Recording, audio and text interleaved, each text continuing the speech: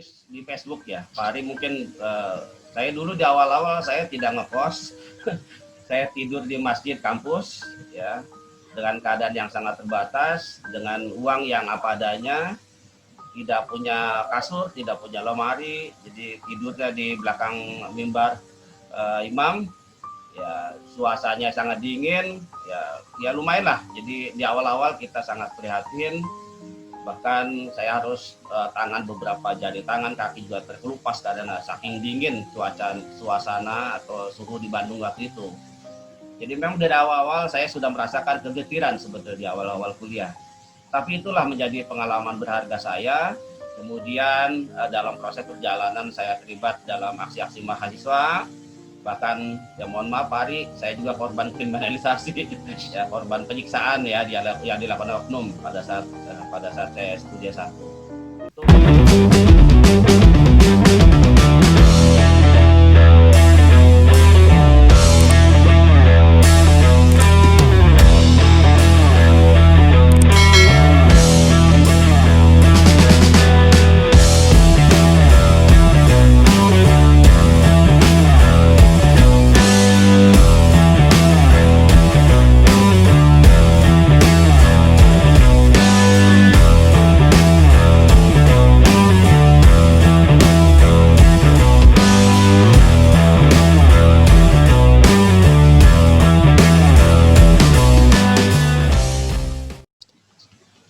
Baik, Assalamualaikum warahmatullahi wabarakatuh. Selamat bertemu lagi teman-teman di Remeh Temeh, acara yang santai, remeh temeh ya, namun menghadirkan orang-orang yang hebat yang bisa menginfluence kita semua. Hari ini saya kembali kedatangan seorang ahli hukum, kalau kemarin Bang Edi Chandra yang menjadi pengelola perusahaan daerah Kota Tangerang dan juga alumni ilmu hukum dari Fakultas Muhammadiyah Tangerang. Kali ini dengan praktisi hukumnya langsung, dosennya kali ini. Kita sapa dulu. Assalamualaikum Bang Gufron. Waalaikumsalam Pak Ari Azhar. Sehat Bang? Sehat, alhamdulillah. Ini keren banget nih ya Pak, backgroundnya lukisan kayak teringat sama Laskar Pelangi ini. Iya, ini alhamdulillah ini karya putri saya ini. Jadi bukan boleh beli tapi hasil kreasi dari anak-anak saya. Dijual berarti itu Bang ya? Oh sementara enggak ada. Koleksi aja, koleksi di rumah. Siap. Baik, teman-teman kita lihat dulu biodata singkat Bang Gufron ini. Baik, namanya Gufroni, sarjana hukum, magister hukum. Tempat tanggal lahir beliau dilahirkan di Bekasi pada tanggal 20 Maret 1978. Pendidikannya S1 ilmu hukum, S2 ilmu hukum, dan S3 pun ilmu hukum. Ini menandakan bahwa beliau ini sangat kompeten dan linear sekali dengan bidang ilmunya. Dan kata-kata mutiaranya ini saya nggak ngerti nih, tapi nanti kita akan cari tahu. Progresif, justice, dan prophetic. Apa itu Bang? Kata-kata mutiara itu artinya? Ya ini sebetulnya lebih pas seperti moto ya, moto dalam kehidupan saya, terutama sebagai seorang pengacara publik.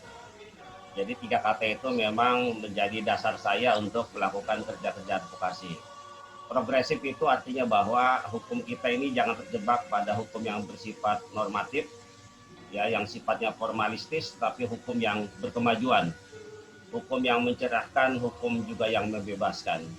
Yaitu dari belenggu-belenggu hukum yang mengikat banyak orang, sehingga justru hukum itu sebetulnya harus membahagiakan banyak orang, bukan untuk menindas rakyat miskin terutama.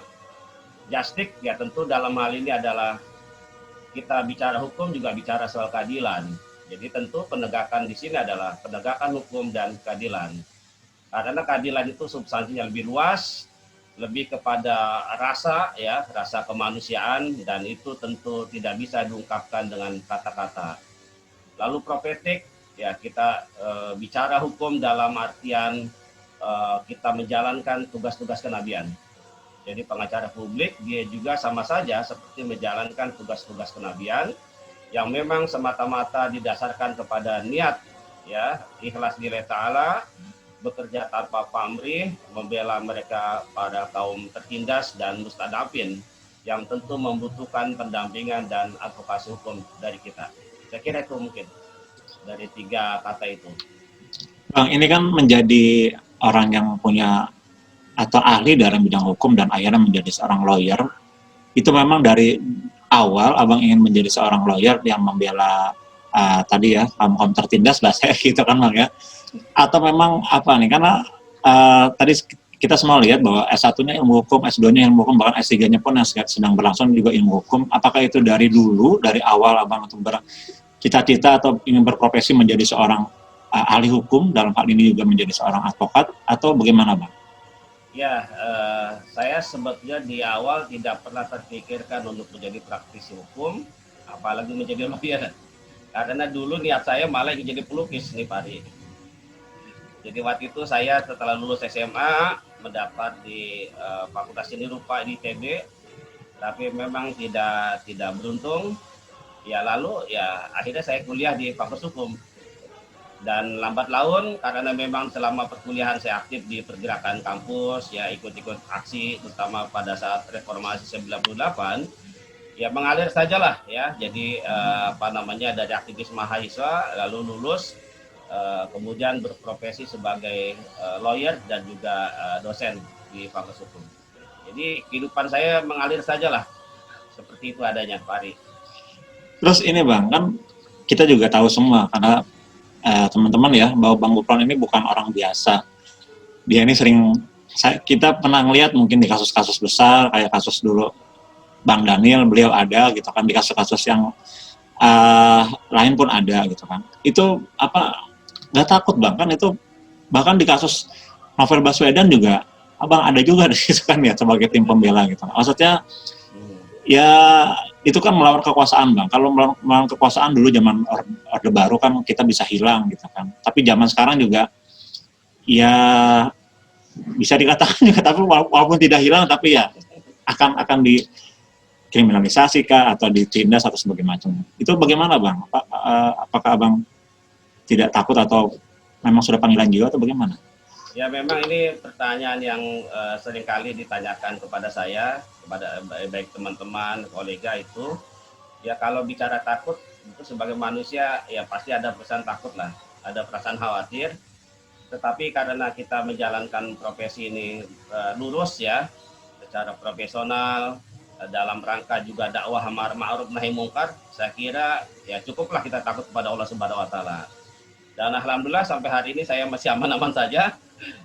Jadi baik dalam menangani kasus-kasus yang sensitif, ya kalaupun ada ancaman secara langsung ada saja, tetapi tidak sampai kepada yang sifatnya verbal. Ya, paling ya di perang-perang di media sajalah kita saling bantah membantah dengan pihak kepolisian ya, dan tentu juga lawan-lawan yang lain. Seperti itu kira-kira Pak Adi. Tapi pernah nggak Bang membela orang-orang yang memang dikriminalisasi oleh kekuasaan, lalu Abang hadir di situ untuk membela gitu? Ya tentu saja pada saat mereka misal dipanggil pihak kepolisian ya beberapa kasus saya terlibat, misalnya mendampingi yang menjadi saksi, bahkan ada juga yang jadi tersangka dalam hal permintaan BAP dan seterusnya. Dan itu kan juga harus membutuhkan energi dan pengorbanan ya. Tapi alhamdulillah saya jalani dengan ikhlas dan sampai hari ini ya kita masih terlibat dan ya alhamdulillah masih dipercaya di PP Muhammadiyah. Kebetulan kemarin baru ditunjuk sebagai ketua divisi litigasi di layanan bantuan hukum Muhammadiyah, pimpinan pusat Muhammadiyah. Ya kita sih siap saja kalau misalnya ada masyarakat, ada orang-orang, tokoh-tokoh yang membutuhkan pendampingan hukum, nah insya Allah kami siap dampingi. Ya, teman-teman sebagai informasi aja, Bang Gufron ini juga Direktur Lembaga Bantuan Hukum Universitas Muhammadiyah Tangerang. Dan baru-baru ini beliau juga diminta juga untuk menjadi tim di Lembaga Bantuan Hukum PP Pengurus Pusat Muhammadiyah. Jadi beliau ini harus membagi waktu ya, antara keluarga, kelas, kuliahnya, lalu juga di Menteng dan di Cikokol UMT. Itu Gimana Bang? Itu kira-kira waktu istirahatnya ada apa enggak itu? Nah, alhamdulillah ada, walaupun kadang-kala saya harus pulang larut malam, bisa bolak-balik ke Jakarta misalnya. Itu kan ya pulang naik KRL ya, naik MRT. Jadi lebih banyak saya menggunakan sarana transportasi umum. Ya tinggal saya harus pandai-pandai membagi waktu antara pekerjaan profesional dan pekerjaan yang sifatnya apa namanya nilai ta'ala ya, dalam rangka semata-mata ibadah. Jadi semuanya belen, alhamdulillah masih bisa dipercaya. Ya termasuk tadi disampaikan saya dapat amanah dari Pak Rektor untuk memimpin lembaga bantuan hukum UMT, dan alhamdulillah saya bisa jalani dengan sebaik-baiknya. Bang, kalau keluarga sendiri itu dari keluarga kecil, keluarga Ara ya, dari Ya, yang ya. buku itu ya teman-teman Bang Upron ini juga hobi menulis juga, ada bukunya yang saya miliki juga, keluarga Ara ya. Itu keluarga pernah khawatir nggak Bang dengan ketika Bang menangani suatu kasus yang sensitif tadi ya bahasanya, lalu keluarga khawatir, cemas gitu kan? Ya memang dalam beberapa kasus tertentu juga istri kadang-kala mengingatkan agar jangan terlalu kita kencang ya, apalagi berstatement di media gitu. Eh, tapi insya Allah ya sejauh ini ya saya tetap berjalan menurut koridor hukum, karena bagaimanapun juga seorang advokat itu juga punya kekebalan ya dalam hal pendampingan hukum, dan sama profesinya dengan polisi dengan jaksa ya, jadi kita sama-sama penegak hukum, jadi kita dilindungi, bahkan advokat juga ada undang-undang khusus ya, undang-undang advokat. Intinya adalah kita mengeluarkan pernyataan sikap pendampingan itu memang sejauh ini ya tentu harus berdasarkan fakta-fakta yang ada. Jadi tidak boleh juga kemudian malah menjurus kepada fitnah atau pencemaran nama baik. Dan tentu itu juga harus kita hindari. Jangan sampai kita malah berhenti di tengah jalan karena kita tersangkut kasus kriminal gitu ya. Walaupun tentu juga rawan ya, rawan sekali untuk dikriminalisasi. Ya termasuk tokoh-tokoh yang juga berprofesi lawyer juga banyak yang dikriminalisasi. Tapi sejauh ini saya masih ya alhamdulillah belum ada panggilan apapun untuk diperiksa gitu. Ya. Jadi paling ya dampingi saksi, dampingi tersangka di Polda ya, di persidangan, di kejaksaan dan seterusnya. Terus Bang, ini misalkan ya, misalkan ada orang yang kayak misalkan kasus kayak di Bedak misalkan gitu ya, misalkan ada proses-proses yang mereka anggap atau kita anggap tidak fair atau tidak adil, itu langkah-langkahnya bagaimana sih Kak? Apakah kalau misalkan kita ingin datang ke LBH itu kira-kira apa yang mesti kita persiapkan? Ya tentu bagi kami sangat terbuka sekali bila mana ada masyarakat, terutama korban penggusuran, yaitu misalnya meminta bantuan hukum ke kami, ke LBH UMT. Tentu kami dengan senang hati menerima dan akan segera melakukan kerja-kerja advokasi. Kerja-kerja advokasi itu kan bisa ada dua ya, ada non litigasi. Non litigasi itu artinya kita melakukan perundingan, melakukan upaya negosiasi, musyawarah dan seterusnya, termasuk juga memberikan somasi. Kalau litigasi tentu kita bisa melakukan langkah-langkah hukum ya. Misalnya kita mengajukan gugatan ke pengadilan gitu karena besaran ganti rugi yang tidak sesuai. Kemudian kalau memang ada indikasi pidana, misalnya ada pemaksaan ya atau tindakan-tindakan represif yang dilakukan oleh oknum polisian, tentu pasti ada penyalurannya. Jadi artinya tentu upaya-upaya langkah-langkah hukum ya tentu kita akan tempuh demi memberikan pembelaan ya terhadap mereka-mereka yang mengalami korban penggusuran itu, Pak. Bang, ini kita balik lagi ke belakang nih. Ketika Abang dulu kuliah hukum S1 itu, pas saat S1 itu, bagaimana Bang? Mudah, susah, atau biasa aja, atau bagaimana? Dulu saya juga pernah menulis di Facebook ya, Pak Ari, mungkin saya dulu di awal-awal saya tidak ngekos, saya tidur di masjid kampus ya, dengan keadaan yang sangat terbatas, dengan uang yang apa adanya, tidak punya kasur, tidak punya lemari, jadi tidurnya di belakang mimbar imam. Ya suasananya sangat dingin, ya lumayan lah. Jadi di awal-awal kita sangat prihatin, Bahkan saya harus tangan beberapa jari tangan, kaki juga terkelupas karena saking dingin suasana atau suhu di Bandung waktu itu. Jadi memang dari awal-awal saya sudah merasakan kegetiran sebetulnya di awal-awal kuliah. Tapi itulah menjadi pengalaman berharga saya. Kemudian dalam proses perjalanan saya terlibat dalam aksi-aksi mahasiswa. Bahkan ya mohon maaf Pak Ari, saya juga korban kriminalisasi, ya korban penyiksaan ya yang dilakukan oknum pada saat saya studi S1. Itu makanya menjadi dasar, menjadi modal saya, spirit saya untuk ikut terlibat dalam pembelaan terhadap mereka-mereka korban kriminalisasi, korban salah tangkap, korban penyiksaan ya dan seterusnya. Dan ini seperti menjadi sebuah giroh perjuangan. Ya, jadi tidak bisa digantikan lah dengan materi apapun. Karena disitulah kebahagiaan hakiki saya.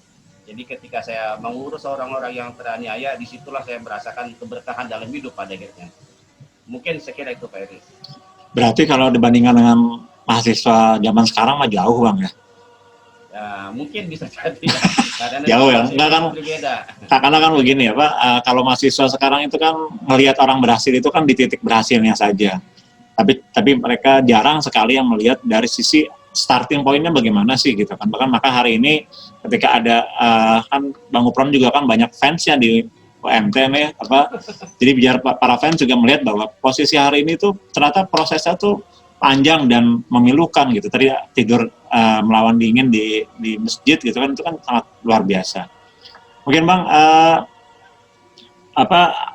pertanyaan terakhir nih buat spirit buat teman-teman mahasiswa atau teman-teman yang sekarang sedang mau kuliah hukum gitu kan, yang sedang mau kuliah ataupun sedang kuliah dan sedang mau menamatkan ini, bagaimana agar mereka bisa menjadi juara di bidang hukum ini dan bisa nanti apa saja yang mesti mereka persiapkan agar mereka nanti bisa menjadi seorang advokat yang tangguh, yang juga memang punya integritas dan dedikasi gitu Bang. Ya, dalam beberapa kesempatan saya pada saat mengajar di kelas ya, tentu saya menyampaikan spirit agar mereka harus sudah mempersiapkan diri untuk mengambil peran-peran sebagai penegak hukum, baik sebagai lawyer, sebagai jaksa nanti atau juga sebagai hakim. Dan tentu penegak hukum yang punya integritas ya, punya nilai-nilai etika moral, apalagi di Muhammadiyah juga diajarkan mata kuliah AIKA. Saya kira itu menjadi fondasi untuk berpegang teguh ya kepada tugas-tugas profesi yang bermartabat. Ya, jangan sampai malah nanti terlibat dalam praktek-praktek mafia peradilan. Dan selanjutnya tentu kita berharap kepada mahasiswa hukum, terutama mahasiswa saya juga, jangan kemudian hanya terpaku pada perkuliahan teori-teori kelas, tapi juga harus terlibat dalam bagian daripada masyarakat itu sendiri.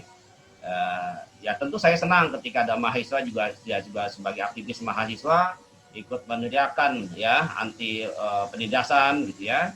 Kemudian juga banyak persoalan-persoalan hukum yang sebetulnya harus kita sikapi.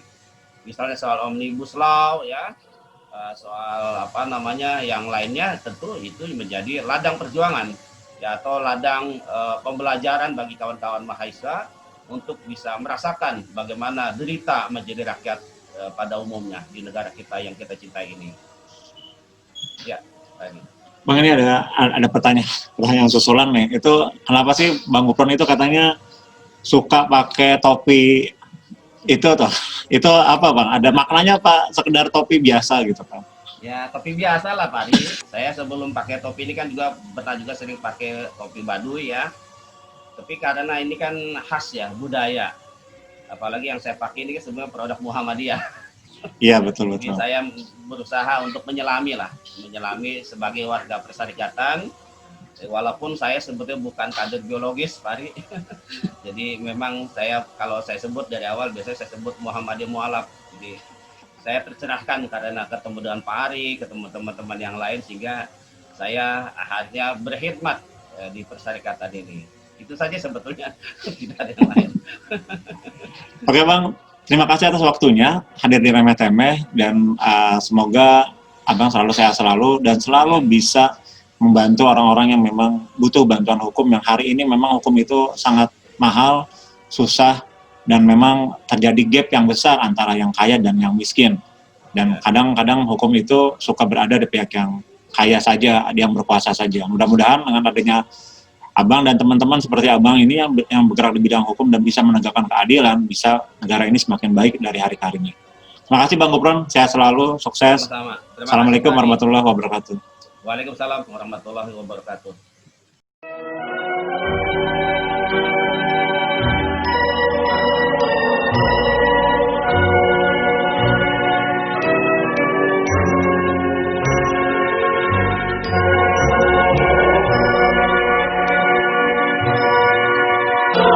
Surya